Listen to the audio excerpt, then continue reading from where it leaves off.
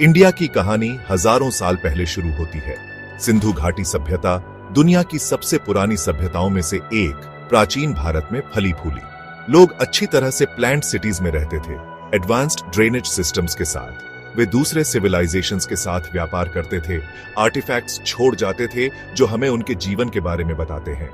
सिंधु घाटी सभ्यता के डिक्लाइन के बाद वैदिक काल शुरू हुआ। इस पीरियड का नाम वेदों के नाम पर रखा गया है, सेक्रेड टेक्स्ट्स जिनमें हिम्स, प्रेयर्स और रिचुअल्स हैं। वेद हमें एरियंस के बारे में बताते हैं जो इस समय के दौरान इंडिया में आए थे। उन्होंने कास्ट सिस्टम इंट्रोड्यूस किया और हिंदुइज्म की नींव रखी। मौर्य साम्राज्य चौथी शताब्दी बीसीई में उभरा, जो इंडियन सबकॉन्टिनेंट के बहुत से हिस्से को एक करता था।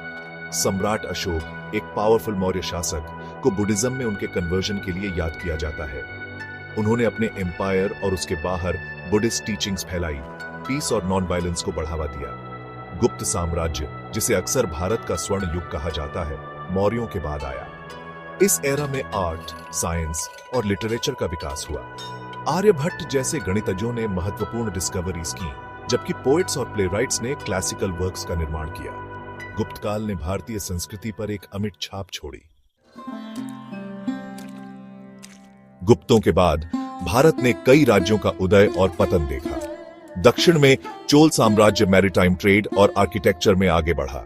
पल्लव डायनेस्टी ने मैग्निफिसेंट टेम्पल्स और स्कल्पचर्स को पैट्रोनाइज किया। इन राज्यों ने भारतीय इतिहास और संस्कृति के रिच टैपेस्ट्री में योगदान दिया। इस पीरियड के दौरान हिंदुइज्म और बुद्धिज्म ने रिलीजियस बिलीफ्स को आकार देना जारी रखा। महान थिंकर्स और फिलोसोफर्स सामने आए, पुराने विचारों को चुनौती दी और नए पर्सपेक्टिव्स दिए। शून्य की कॉन्सेप्ट का आविष्कार भारत में हुआ, जो उस समय की इंटेलेक्चुअल प्रोग्रेस का प्रमाण है। 7वीं शताब्दी सीई में इस्लाम के आगमन ने महत्वपूर्ण बदलाव लाए। सिंध की अरब कॉन्क्वेस्ट ने भारत में इस्लामिक इन्फ्लुएंस की शुरुआत को चिह्नित किया। नए आइडियाज, ट्रेडिशंस और आर्किटेक्चरल स्टाइल्स इंट्रोड्यूस किए गए, जिससे कल्चरल लैंडस्केप समृद्ध हुआ। भारत में मेडिवल पीरियड ने पावरफुल मुस्लिम एम्पायर्स की स्थापना देखी। दिल्ली सल्तनत, जिसकी स्थापना 13वीं शताब्दी में हुई थी, सदियों तक उत्तर भारत के अधिकांश हिस्से पर शासन किया। सुल्तानों ने अपने साथ पर्शियनेट कल्चर लाई, जिसने आर्ट, आर्किटेक्चर और लैंग्वेज को प्रभावित किया। मुगल साम्राज्य, जिसकी स्थापना बाबर ने 16वीं शताब्दी में की थी, अपने ग्रैंडर और ऑपुलेंस के लिए जाना जाता है। अकबर, जहांगीर और शाहजहां जैसे सम्राट आर्ट और आर्किटेक्चर के संरक्षक थे। मुगल एरा में पर्शियन और इंडियन आर्टिस्टिक ट्रेडिशंस का फ्यूजन देखा गया, जिससे एक यूनिक इंडो इस्लामिक स्टाइल का निर्माण हुआ। मुगलों ने अपने साम्राज्य का विस्तार सबकॉन्टिनेंट के अधिकांश हिस्से में किया। उन्होंने एडमिनिस्ट्रेटिव रिफॉर्म्स लागू की और ट्रेड और कॉमर्स को बढ़ावा दिया। हालांकि उनके शासन में रिलीजियस इंटॉलरेंस और कॉन्फ्लिक्ट के पीरियड भी देखे गए।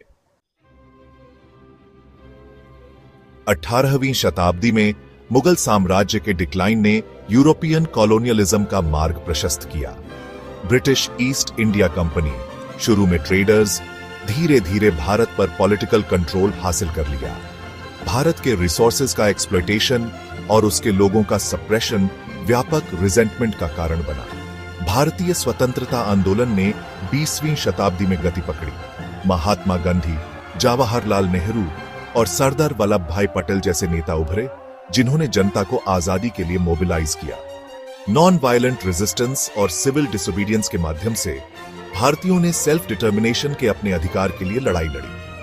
भारत ने आखिरकार 1947 में ब्रिटिश रूल से आजादी हासिल की। देश का भारत और पाकिस्तान में विभाजन हुआ, जिससे व्यापक हिंसा और डिस्प्लेसमेंट हुआ।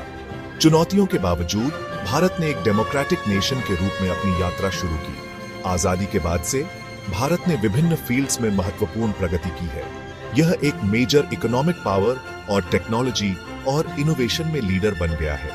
कल्चरली, भारत आर्ट, म्यूजिक और लिटरेचर की रिच हेरिटेज के साथ एक वाइब्रेंट और डाइवर्स नेशन बना हुआ है।